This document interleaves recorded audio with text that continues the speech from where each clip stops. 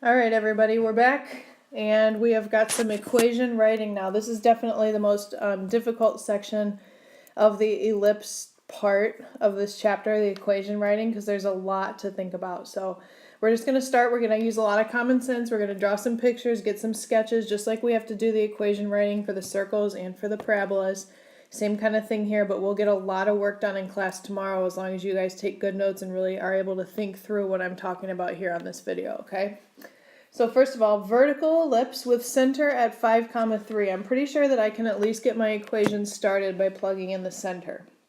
So it's going to be x minus 5 squared plus y minus 3 squared equals 1. And I need to figure out what's my a squared and what's my b squared.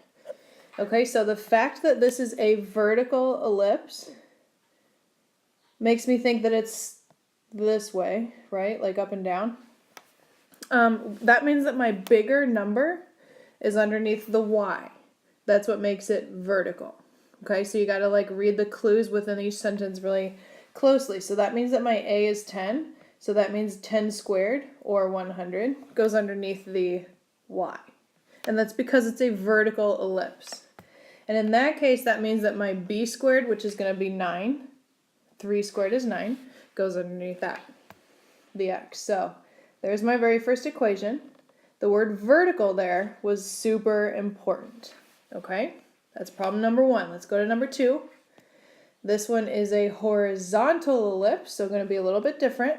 I know the center again, so what I can do is at least get my equation started. X plus 6 squared, y minus 0 equals 1. And yeah, you could just change that to just y squared if you want. You don't need the 0, but I'll write y minus 0 just because. I need to figure out my a squared and my b squared. So, I know I've got this weird formula because they gave me c, which is weird. So over here off to the side, I'm going to do my a squared minus b squared equals c squared thing.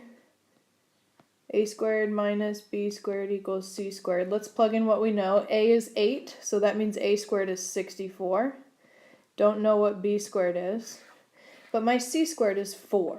So that's going to give me 16 here. Alright, so solving this gives me 48 equals b squared. Okay, and I already know what the a squared is. And the a is always the bigger one, remember? And the fact that it's horizontal means that a squared, which is 64, goes underneath the x, because horizontal means x. And then what I needed to find here was the b using that formula, and that's what's going to go under the y. That was the missing piece. I didn't know what the b was, therefore I couldn't do b squared. And yeah, you would square root it if you were graphing it or actually finding the endpoints or whatever. But since it's b squared in the formula, you don't have to worry about breaking it down. But we had to use the c because that helped us figure out what the b was. We had to use the a squared minus b squared equals c squared formula in order to figure that out. So that's problem number 2. You just got to organize all the info that you have, see how much of the equation you actually can write, and then that formula is going to come in handy. This one, a squared minus b squared equals c squared. Alright, so that's example number 2. We did a couple easy ones to start off with. They're going to get a little bit more challenging now. Let's go to number 7. Alright, I again have the center, so I'm going to go ahead and get my equation set up. X minus 6 squared plus y plus 5 squared equals 1. I need to figure out what my a and my b is. Okay, it's got a vertical major axis length.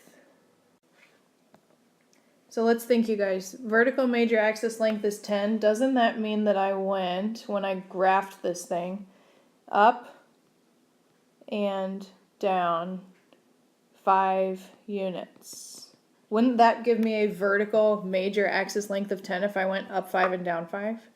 So doesn't that mean that the 5 squared goes underneath the y plus 5 squared? So kind of think backwards. If you're going to put the 25 underneath the y, remember you square root it, that means you go up 5 and down 5. And that would give me a vertical major axis length of 10. Okay, and then along the same lines, the fact that I have a minor axis, that obviously means horizontal, since I know that the vertical one is the major axis. That means that my horizontal one is minor. Doesn't that mean that I went left and right 1 unit? So if you want to think about it as like you have to divide the axis by 2 and then square it, that's what goes in the formula. But that means I went left and right 1 unit. And so that means 1 squared, or just 1, or actually just nothing, can go underneath that x minus 6.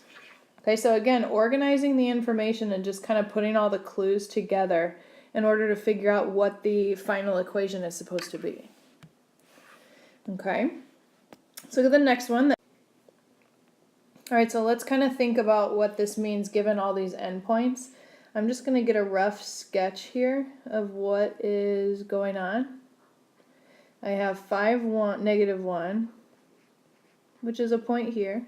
And I go all the way out to 11, negative 1, 6, 7, 8, 9, 10, 11. That's there. And then if I have a minor axis at 8, comma 1, so where's 8? Somewhere up here. And 8, negative 3 is down here. Okay, so just think about this for a second. We can pretty much figure out where the center is going to be. Isn't it at 8, comma negative 1? That's the center. And if you look up at your original graph, wasn't that the 2 points that were in common for each of the endpoints? The first major axis endpoints they gave me had a negative 1. That means my center is at something, comma, negative 1. And then same thing, the x values were both 8 for the other axis. That means that 8 is the center there. Okay, so if you need to draw a sketch, then go for it. Just trying to organize information like we've been doing for all the other ones, but we figured out what the center was. X minus 8 squared plus y plus 1 squared equals 1. I need to figure out what's going up and down and left and right. Let's look at the graph. From the center of 8, comma negative 1, I'm pretty sure I went left and right 3. And since that's left and right, so this distance here and this distance here is both 3. So that means that 9 goes underneath here because remember it's 3 squared. Since I went left and right 3. All right, let's do the same thing by looking at the y values. From the center, it looks like I went up 2 and down 2. So 2 squared is 4. And remember, that's because that's 2 squared. Okay, so there's my equation for that one. And drawing a sketch is definitely the way I would recommend to organize your information. Probably could have figured out what the center was, but without something to look at, it's pretty hard to figure out the numbers that go, the a squared and the b squared, I guess. All right, we got 2 left. Let's talk about this one. So when they give us the foci, that's a pretty difficult situation. So they're giving us endpoints here at 2, negative 2, and 2, 8. So again, if we want to get a sketch, 2, negative 2, and 2, 8, 3, 4, 5, 6, 7, 8, way up here. I can figure out what the center is just given that information. Okay, so you're just going to do the midpoint of those two. I'm pretty sure that the x value is going to be 2. So the center is going to be 2, comma, and then let's think about what's halfway in between negative 2 and 8. You can look at your graph, or you could do 8 plus negative 2 over 2. That gives you 3. Or you could look at the graph. So I figured out what my center was. All right, so I'm going to go ahead and get my equation set up and kind of ready to go. And I need to figure out what numbers go underneath. All right, they're also giving me foci, which is kind of weird. Negative 1, comma 3, and 5, comma 3. Those are my foci. I'm also going to plot my center here. My center was 2, comma 3, which is right here. Okay? So our ellipse is going to be horizontal, and I know that because the foci are located horizontally from the center. This is a rough sketch of what our ellipse is going to look like. This is actually a terrible ellipse, but that's okay. I'm pretty sure that I can figure out what number goes underneath the y minus 3 squared. So what number is going to go here is how far up and down I counted from the center. So what is this distance? I went from a y value of 3 up until a y value of what, 8? So that's 5. So 5 squared is 25. I also went down 5 to get to this value. So this is 5 and this is 5. Okay, so that was pretty useful. And then the foci. So how far from the center are the foci? Because that's going to be my c value. Remember the formula a squared minus b squared equals c squared? So I now don't know my a value because that would be the horizontal ellipse part. That's going to be the bigger number. But I do know my b value. The b value is 25. I just found that. That was here. And then the C, well, that's the distance from the center to the focus. How many points are there? How many points are there? Looks to me like, what is that? My center is 2, 3, and the foci are from -1, 3, and 5, 3. I think that distance is 3. So it's a little bit hard to tell on my graph because it's not the best picture that I've drawn, but that distance is 3. So that means that my C squared is actually 9. Now I just need to solve this equation for A squared. That means A squared equals 34 when I add 25 to both sides, and that, my friends, is what goes here. So I had to do a lot of thinking, a lot of drawing, and I had to use that Pythagorean theorem type of formula in order to help me find all the missing pieces for this equation. Okay, so that's kind of a hard one, definitely. Let's go on to our very last one. Center at -6, 4, tangent to both axes. All right, we have done one problem like this with the word tangent. So let's review kind of what that means. Tangent to both axes, and they gave us the center. So I can get started. I just need to find the A squared and the B squared.